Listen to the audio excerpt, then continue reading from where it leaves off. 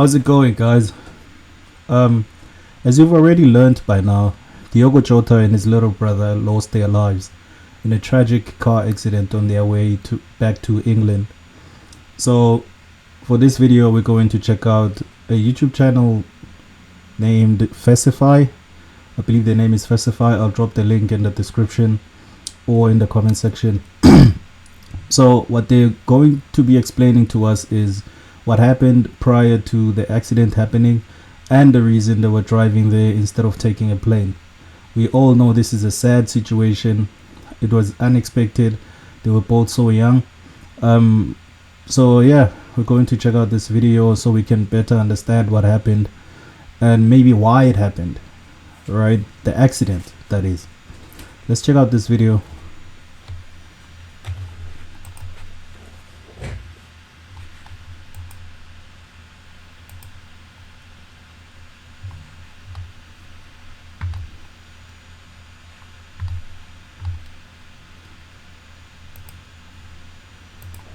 So I made a news update video when this first happened, but I wanted to get all the facts to explain the story of how this happened to Jota and everything that's come out. And now I can give you guys the story of what happened to Diogo Jota in this situation. It's safe to say the football world have been in complete shock over the last 24 hours and absolutely devastated. Diogo Jota and his brother Andre died in a car crash. So approximately 12:30 AM local time is when this incident happened on the motorway close to the Portuguese border. The Spanish Civil Guard reported that the Lamborghini they were driving suffered a tyre blowout while overtaking another vehicle, causing it to veer off the road, flip and catch fire. No vehicles were involved and the crash resulted in the immediate deaths of both occupants in the vehicle. Whoa. So when I saw this video, I saw a clip somewhere. They were explaining why he was going there. Was it a clip? No, the only clip I saw was of this video, up to the point where they said there was a tire burst. And then I also found out somewhere else why they explained some reason about him not flying to England instead. So I want to get a better understanding of it. Both vehicles were involved and the crash resulted in the immediate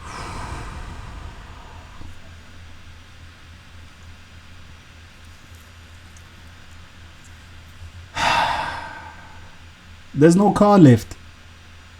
The car is completely gone. Oh my god. deaths of both occupants in the vehicle, that being Jota and his brother. Of course, Jota's a well-known Premier League footballer that plays for Liverpool, but his brother is also a professional footballer as well. He plays in Portuguese second division, having made 59 league appearances since joining it in 2023. What players do you enjoy watching and why? My brother. Yeah? My brother plays in Penafiel second division in Portugal. By far the most.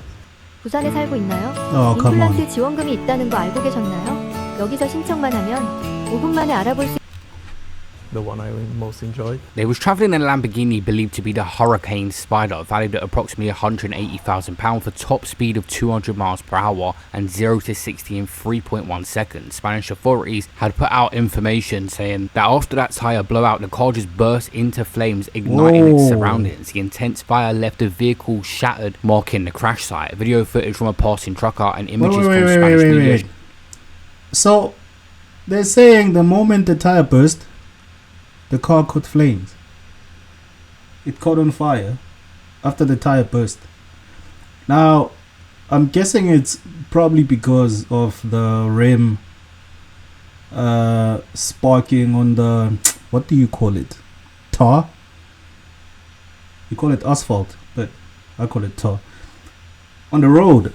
I'm guessing that's why. That's where the sparks came from. I'm not sure about whether or not there was fuel maybe leaking after it touched the ground. Oh my god. To the Lamborghini and fueled in flames with tyre skid marks indicating an attempt to brake before the crash.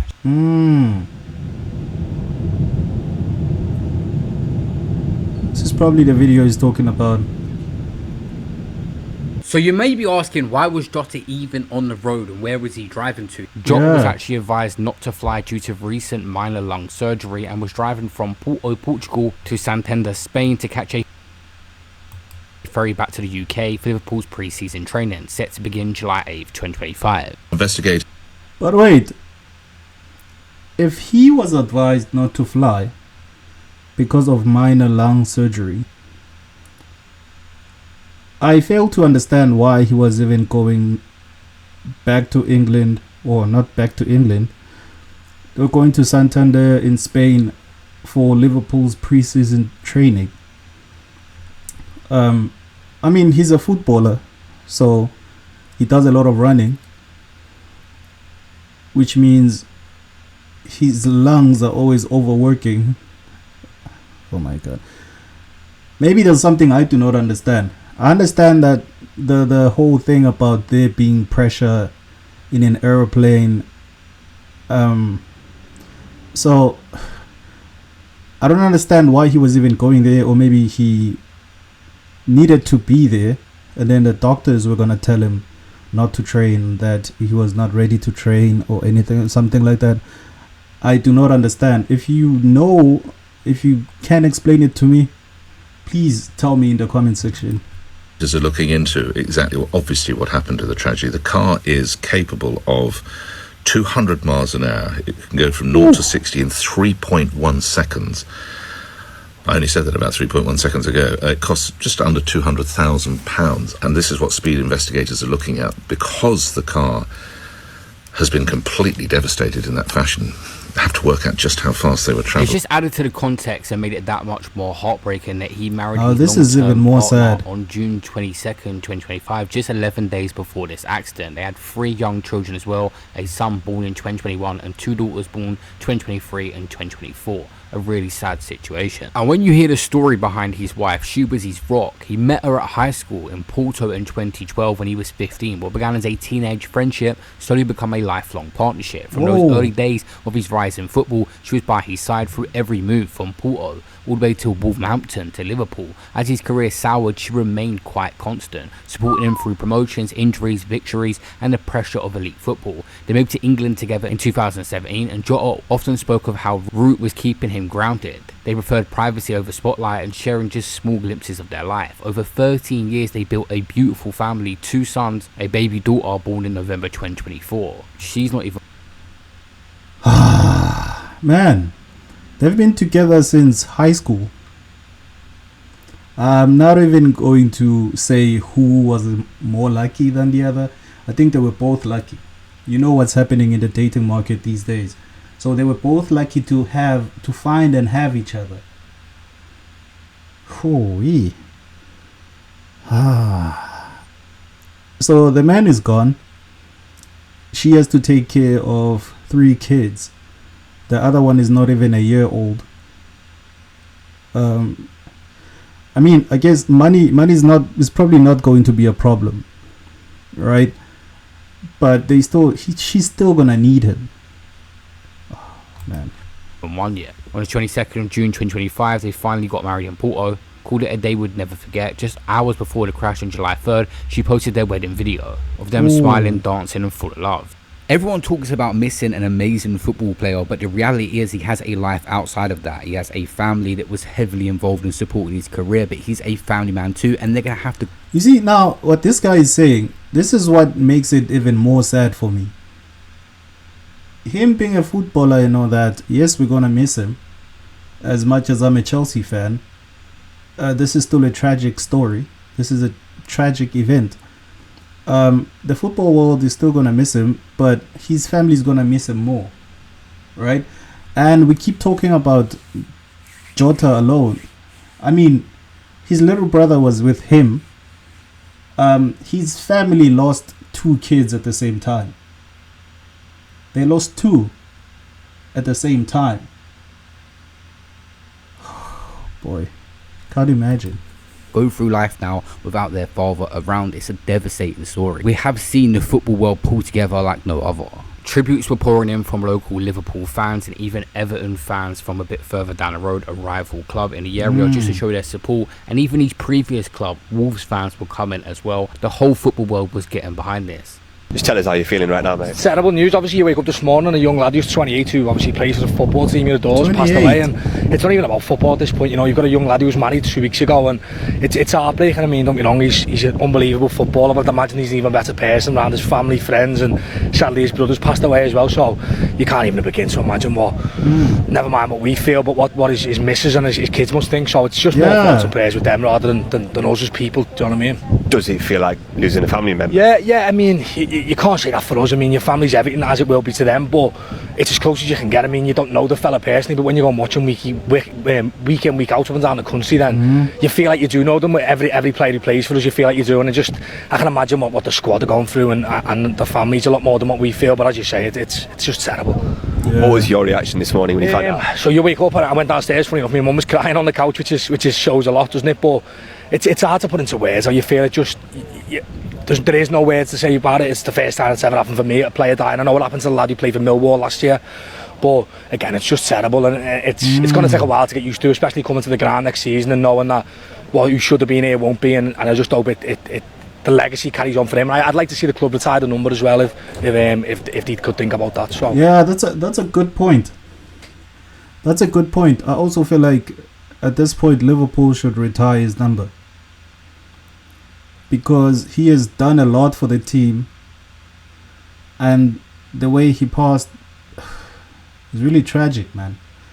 There wasn't any bad blood between him and the team. He was still in the coach's plans. He was still doing well for them. They just won the league. He was I want to say he was an important part of that league win. So, Liverpool actually announced that the number 20 shirt will be rightfully immortalised for his contributions to the club. Teammate Mohamed Salah said, "I'm truly lost for words. Until yesterday, I never thought there'd be something that would frighten me of going back to Liverpool after the break. Teammates come and go, but not like this. It's going to be extremely difficult to accept Thiago won't be there when I get back. My thoughts are with his wife, children, and of course his parents who have suddenly lost their children. Those close to him and his brother need all the support. They'll never be forgotten." you see, that's the point I was making. The family lost 2 sons, and I saw somewhere that they were the only kids they had. Now they've lost them in the same accident. Oh man. No one prepares for that. No one is ever ready for that. No one man. I guess it's good that Liverpool are going to retire his jersey. I'm assuming right now his family, his family is going to get all the money that was due to him, that was left on his contract, because he's gone. And it's not like he chose to go to another team, right? I guess that's like, that should comfort, in a way. I mean, in some way that should comfort at least the wife. She's going to be able to take care of the kids on that front. They will not have a father. Boy. Yeah, for one positive, it seems like there are 4 negatives to the situation, but yeah, I think we just have to accept it at this point. Who's this?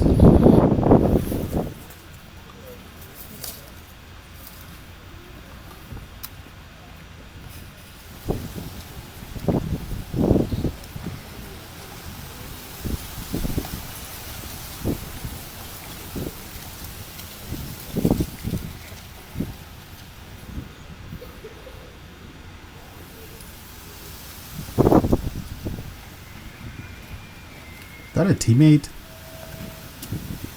Sometimes don't know these guys outside of the field.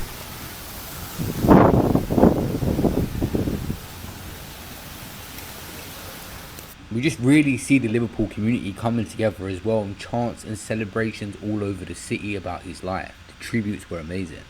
This is the game changer. Hey, game changer. So basically this big button right here in the middle is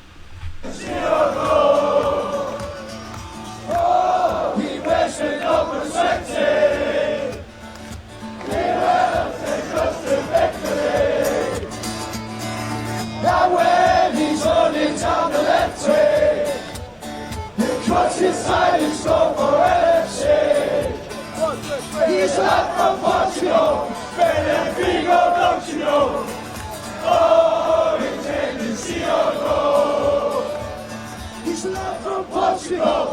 wake for Jota and his brother Andre's family began on Friday morning at a church in the brother's hometown near Porto. The church told CNN it added the doors will be open to the public on Friday afternoon. A wake for Jota and Andre Silva's family began in... What? Wasn't Jota his surname? Okay, this is a bit confusing for me. Jota and Andre Silva. Alright. And a funeral was set to take place on Saturday at 10 AM local time, the church had said. Returning home, and as during his career, surrounded by applause. Diogo Jota left Portugal a talented teenager and became a champion, both club and country. But for these people, he was more than a footballer, a father of three, a family man. This one just really hit me because this guy didn't have no easy come up. He had to work hard for everything he has. Many people have goals and things they'll get one day, and when he finally was enjoying the fruits of his labour over the last couple of years, it was cut short. It just makes you question everything, like does it make sense at all? And this was a deep situation. This guy had an amazing story, and to make it to the top was such a good achievement. The fact that you were still paying to play football when you were 16 and now you're playing for Liverpool. Do you look back, and if there was anything you could say to that 16-year-old, what would you have said? It's hard, especially because I wasn't paying, my parents were, and that was I think I remember there was the hardest thing for me, because I could see like their struggle to get the money in the club, and I think that caused me like a debt that I will never pay them back. But obviously I tried to do that, and I just remember that was one of my things to keep going and to never give up, because I trusted myself, but obviously back then I never thought that this would be possible. You come across as very grounded. Do you think that's due to having those kind of difficulties? Yeah, I think so. In the end, each situation that you go through, it's like we spoke before, it's an experience that you need to learn from it. And when you are facing those kind of difficulties, I think that makes you a better person in the end. And if you had any advice to a 16-year-old who's potentially wanting to become pro and is watching this now, what would you say? Well, mainly to not give up. I think even when we are, like I was, playing in very low divisions, not just me, they can find loads of examples. It's always possible to reach the top. I think never give up is the main idea. As I end this video, I just want to say my thoughts are with Jota's family and the football world and anyone that's affected. Rest in peace to Diogo Jota. Hey, stop. Hey, man. This is a sad situation. This is a sad event. No one expects this. Man, to think they were at the border.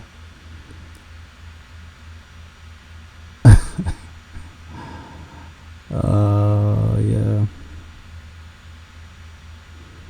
This is really sad, man. But hey, God is always with us. He knows what he's doing. He knows what's ahead of us. And with that being said, may their souls rest in peace. May God comfort their families, be with them, and give them strength. I'll check you in the next video. Jovic.